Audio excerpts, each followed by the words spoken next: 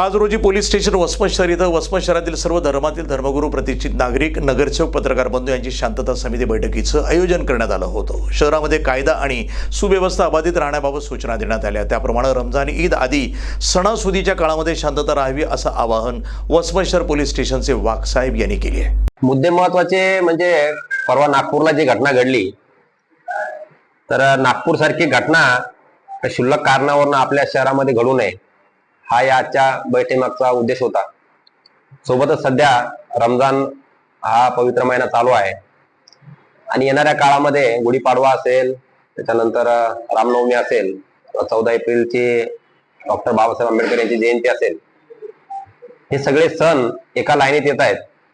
त्यामुळे शहरातला सामाजिक सलोखा जो आहे तो अबाधित ठेवण्यासाठी एक कायदेशीर प्रक्रिया आणि एक सामाजिक जबाबदारी या दोन्ही दृष्टिकोनातून आजची जी शांतता कमिटीची बैठक आपण या ठिकाणी आयोजित केली होती। तर या कमिटीच्या माध्यमातून असेल किंवा आजच्या समितीच्या या बैठकी माध्यमातून असेल, शहरामध्ये छोट्या मोठ्या कारणावरनं सामाजिक वादविवाद होऊ नयेत आणि त्यातून शहराचे वातावरण जे आहे ते खराब होऊ नये हा आपल्या माध्यमातून माझा सर्व वसमतवासियांना हा निरोप असणार आहे, संदेश असणार आहे।